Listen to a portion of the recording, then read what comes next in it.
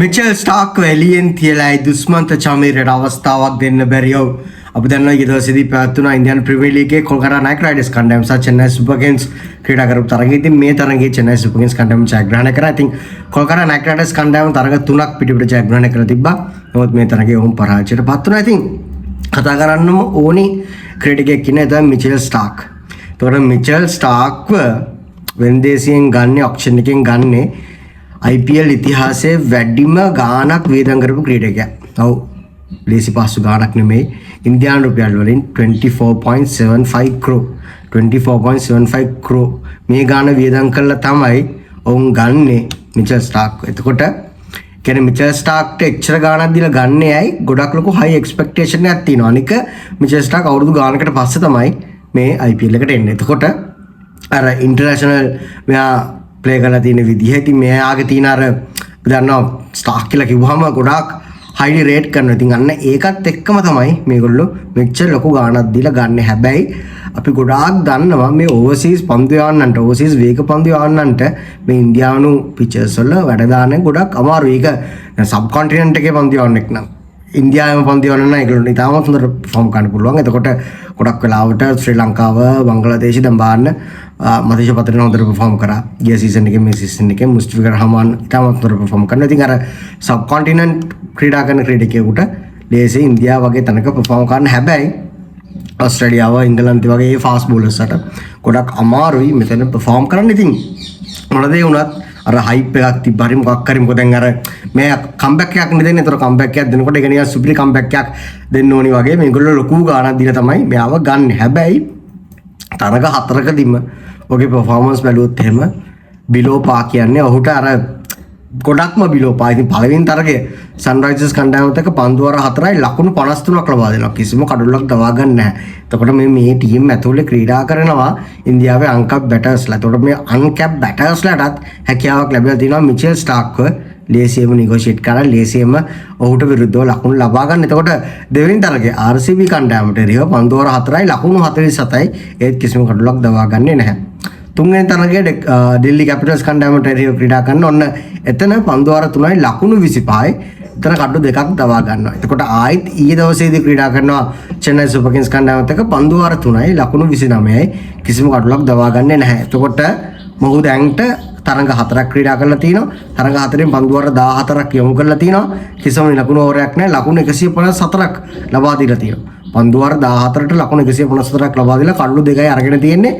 එතකොට ඔහුගේ ඉකොනොමි එක 11ක්. ඉතින් ගොඩාක් හයි මේ ඉකොනොමි එක.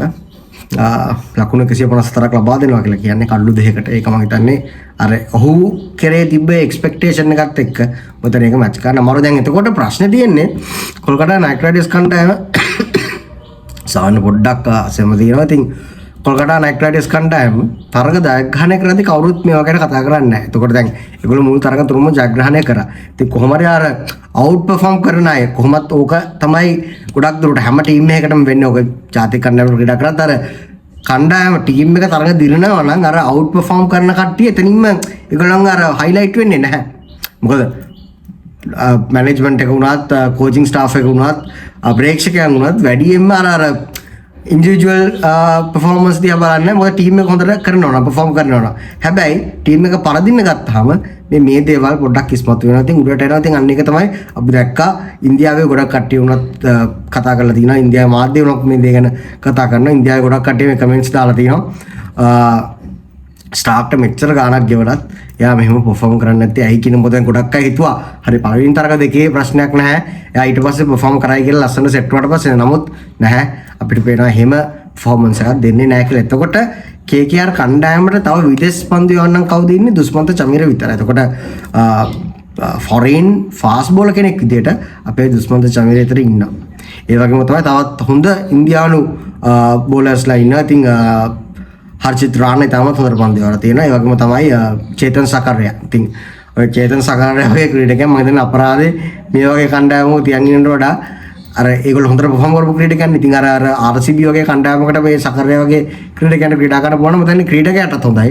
ක්‍රීඩකයාත් ක්‍රීඩා කරන අවස්ථාවක් හම්බ වෙනවා. ඒ වගේම තමයි RCB කටත් අර බෝලින් බූස්ට් වෙනවා. ඉතින් චමීර ඉන්නවා.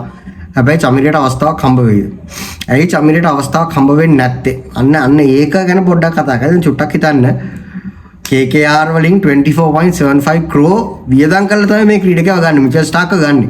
එතකොට අර එච්චර ගාණක් දීලා ගත්ත දෙයක් මේගොල්ලෝ එළියෙන් තියයිද? නන්න ඕක තියලා ඕක අර ඒක හරි අර ඩයිලෙමා එකක තමයි ඒගොල්ලෝ ඉන්නේ.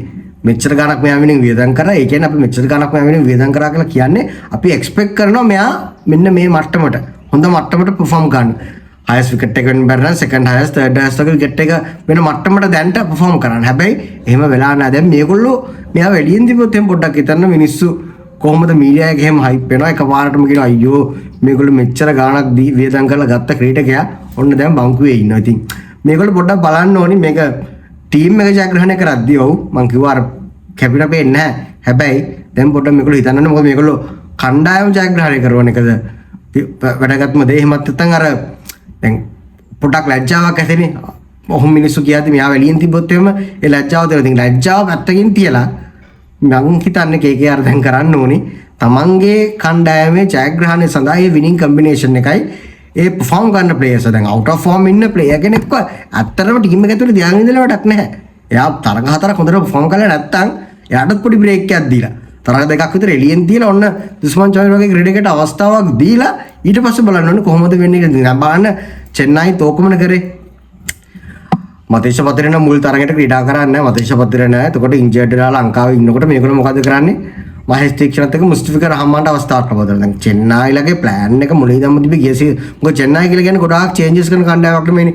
ඒගොල්ලෝ winning combination එකක් තියනවා නම් ඒ winning combination එකත් එක්ක යනවා. දැන් මුම්බයි වගේ අර අච්චාරු කර ගන්න නැහැ. මුම්බයි බලන්න ඒගොල්ලෝගේ ගිය පාර හොඳ ටීම් එකක් තිබ්බා. නිහාල් වඩේලා ක්‍රීඩා කරා.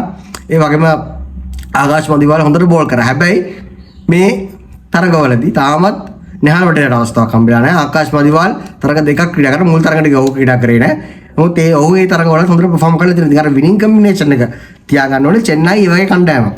ඒගොල්ලෝ ආස නැහැ winning combination එක වෙනස් කරන්න. ඉතින් අනිවාර්යෙන් plan එක තිබ්බේ මතීෂ මහේෂ් දෙන්නම ක්‍රීඩා කරවන ගිය පාර වගේම. හැබැයි මතීෂට ඉන්ජර්ඩ් එකත් එක්ක ඔහු ලංකාවේ ඉන්නවා.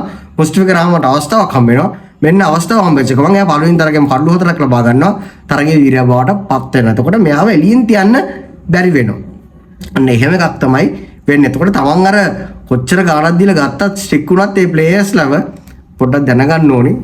එළියෙන් තියන්න. ඉතින් ඔව් KKR කණ්ඩායමට මම හිතන්නේ හොඳම දේ දැන් ස්ටාර්ක්ට පොඩ්ඩක් බ්‍රේක් එකක් දීලා චමිර වගේ ක්‍රීඩකයෙක් try out කරන එක. මොකද චමිරට අපි දන්න හොඳ pace එකක් තියෙනවා. ඉතින් සමහර විට මේ KKR කණ්ඩායමට මෙයා හොඳට perform කරන්න පුළුවන්. ඉතින් එහෙම දීලා මෙයා පළවෙනි තරගෙම හොඳට perform කරත් එහෙම එතකොට ස්ටාර්ක්ට එළියෙන් ඉන්න වෙනවා. ඉතින් අර ලැජ්ජාව පැත්තකින් තියලා KKR එකට කරන්න තියෙන්නේ දැන් ස්ටාර්ක්ට බ්‍රේක් එකක් දෙන එක. ඉතින් බලන් ඉමු ඉස්සරහට IPL එකේ මොකද වෙන්නේ කියලා.